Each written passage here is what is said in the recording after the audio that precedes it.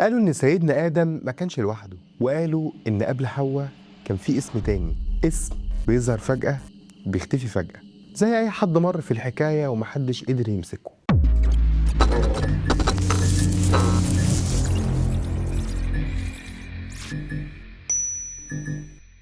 ليليث، أول امرأة ولا أول أسطورة؟ قالوا إن سيدنا آدم ما كانش لوحده، وقالوا إن قبل حواء كان في اسم تاني، ليليث، اسم بيظهر فجأة بيختفي فجأة، زي أي حد مر في الحكاية ومحدش قدر يمسكه.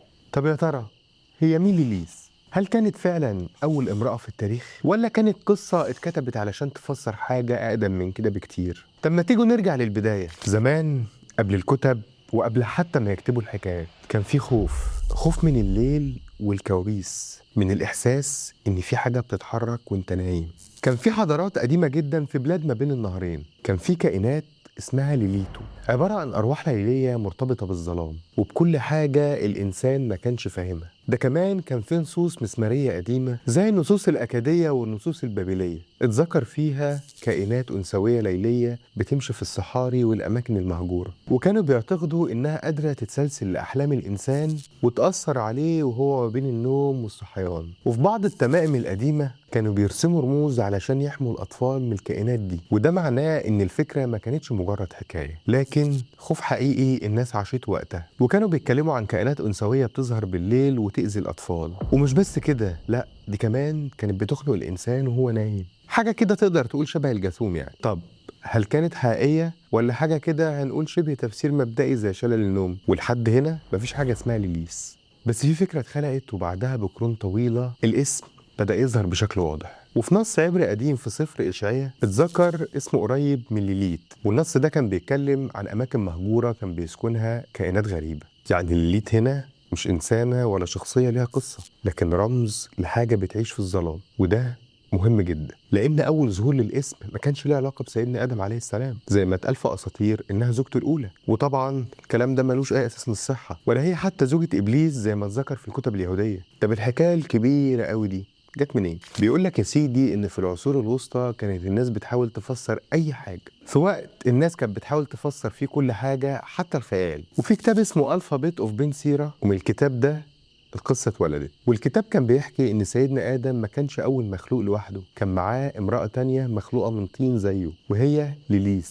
بس هنا المشكلة إنها ما قبلتش إنها تكون تابعة، وقالت بالنص إحنا الاتنين اتخلقنا من طين، ليه أبقى أقل؟ الصراع بدأ واختارت إنها تسيب الجنة بإرادتها، ومن هنا اتحولت من امرأة للأسطورة ليليث. لكن في نفس الكتاب في تفاصيل تانية بتوضح قد ايه القصة دي مش طبيعية ولا واقعية، زي ان الملائكة بياخدوا اوامر ان هم يرجعوها تاني وهي بترفض، واتقال برضو انها اختارت انها تعيش بعيد وترتبط بعالم تاني. تفاصيل حكايتها اقرب للحكايات الخرافية مش التاريخ.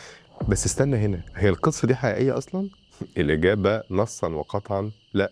زمان بقى كانوا بيفسروها بكائنات زي ليليث، وفي وفيات الأطفال المفاجأة اللي ما كانش لها تفسير زمان، ودي اللي احنا النهاردة بنسميها متلازمة موت الرضع المفاجئ. كانوا برضو بيربطوها بنفس الفكرة إن في كائن خفي، يعني السبب الأسطورة ممكن تكون محاولة لفهم حاجات ما كانش لها تفسير أصلا. طب أكيد دلوقتي بتسأل نفسك سؤال، هي ليه رجعت تاني لعصرنا؟ وليه بقت موجودة في مسلسلات زي العمة اللي اتعرض رمضان دوت؟ مش بس كده، ده كمان في أفلام وحتى برضه على السوشيال ميديا، علشان ليليث اتحولت من شيطانة رمز للتمرد وللحرية والرفض السيطرة. وفي الفكر الحديث خصوصا في بعض الحركات الثقافية بقت بتستخدم كرمز للمرأة المستقلة اللي بترفض القيود المفروضة عليها. وطبعا الكلام ده مش للسترونج اندبندنت وومن، بس في نفس الوقت هي لسه محتفظة بالجانب المظلم، وده اللي بيخليها مثالية درامية، شخصية فيها تناقض، قوة وخطر، حرية وغموض. لكن خلينا نقف مع بعض لحظة، كل اللي اتقال عن ليليث مفيش عليه دليل تاريخي مباشر إنها شخصية حقيقية، هي بس جزء من أساطير قديمة، نصوص فولكلورية، تفسيرات بشرية للخوف، واتحولت مع الزمن لحكاية كبيرة. هل ليليث كانت موجودة فعلا؟ ولا كانت دايما فكرة بتتغير حسب الزمن؟ يمكن الحقيقة مش في وجودها، لكن كان في سبب أكيد لاختراعها، إن الإنسان لما بيواجه حاجة هو مش فاهمها دايما بيخلق ليها اسم. افتكر إن مش كل الحكايات اللي عاشت يبقى ليها أصل حقيقي، علشان معظمها بيعيش لأنه لمس خوف جوانا. وليليث يمكن ما كانتش أول امرأة، لكن كانت أول حكاية عن الخوف من المجهول. والليلة دي ما حلناش اللغز، بس فهمنا ازاي اللغز بيتخلق. ونيجي بقى للسؤال اللي بيفضل مفتوح دايما، هي ليليث دي مجرد رمز ولا في أصل تاني للحكاية؟ ويا ريت تشاركنا رأيك في الكومنتات، وما تنساش تقول لنا لو في حكاية تانية زي ليليس عايزنا نحكيها لك، وما تنساش اللايك والشير وسبسكرايب علشان دعمكم مهم جدا. استنى السهرية الجاية في نفس ميعادنا. سلام.